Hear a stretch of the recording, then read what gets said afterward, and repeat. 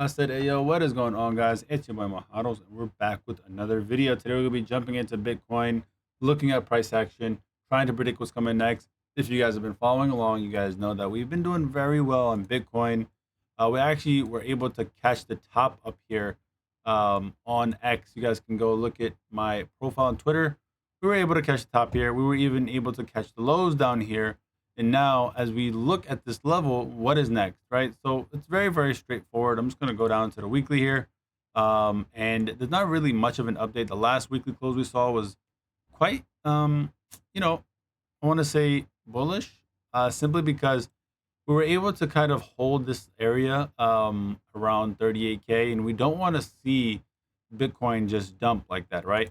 Usually, Bitcoin is known to go sideways and then continue going higher like we've seen in the past. And if it does have a correction, it always ends up being a wick like we've seen back here in 2021 and 2020 on the way up. So it will be interesting to watch how Bitcoin does correct in this area, because I don't think it's going to break 46K on its second try, but I do think it's possible to get back up there. So we'll see what happens. Again, it's just a game of patience. And right now, the way it seems like to me is the same way that I spoke about in the past, right? Pretty much, this was your low back over here in the FTX moment, and this was your range high, right? And if you've noticed, this is a resistance that clearly was hit twice. And then we saw it afterwards, price flip above it, right? So if you look right now, and you kind of have to figure out where's the next, area, clearly it's over here. So what I expect is this area of resistance that didn't break is probably going to get tested at some point in time, right? So it's that simple, okay? And I don't know what to say except that's probably going to happen. Should we continue going much higher, or should price eventually make new highs? This is a mandatory requirement, because after every range there should be a back test that continues going much higher, right? That's the name of the game. And again, if we do continue chopping here, that just means that this move itself is not done yet.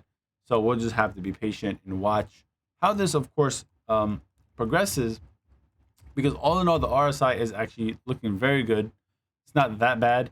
And I do see us holding above these EMAs on the weekly here. So that's still a very good sign in terms of strength.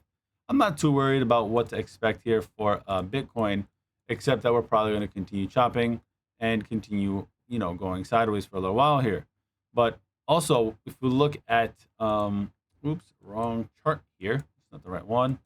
Our Bitcoin dominance chart. It's very important to understand where the money is going when it comes to Bitcoin, because even as a Bitcoin holder, it's important to understand that, yes, maybe my Bitcoin can be increased if I allocate to altcoins.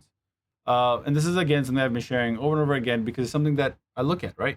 I make these videos for documentation purposes for myself, but also because at the same time, when you look at this, it's like when I reference this video back in 5 years from now, I can look back and say, okay, this is what I did wrong, or this is what I did right. Maybe I should use this approach next time. And it's important because when we look at history, again, looks very similar to what we've seen in the past. Again, you got 3 big red candles right here, right? Lots of rejection. Same way we saw over here, but not as, clear cut in terms of the pattern. And then you had, right here about 2 months of sideways price action for Bitcoin itself.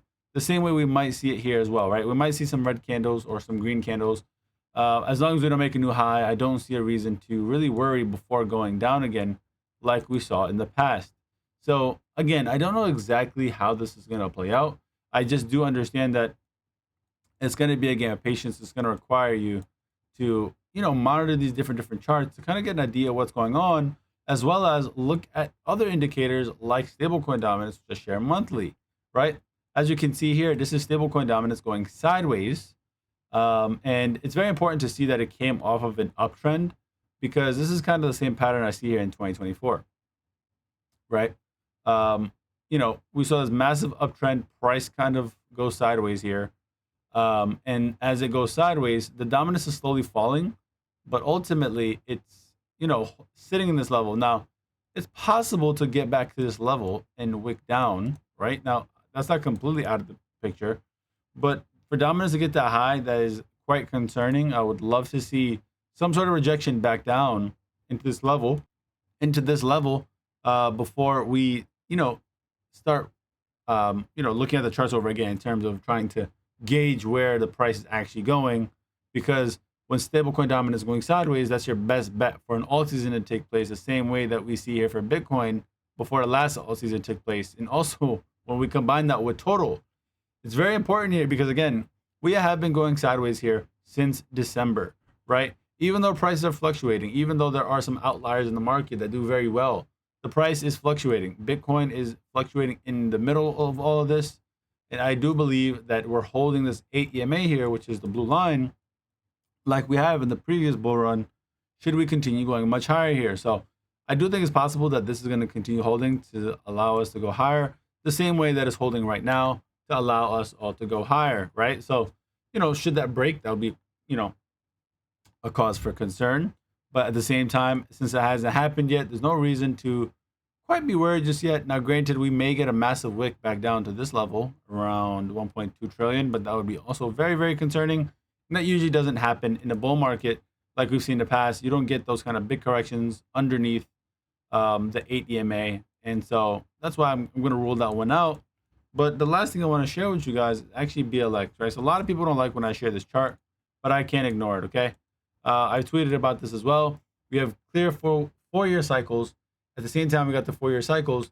We can clearly see that we have 5 waves up for Bitcoin. Now, the problem here is that our A wave crossed into our wave number 3.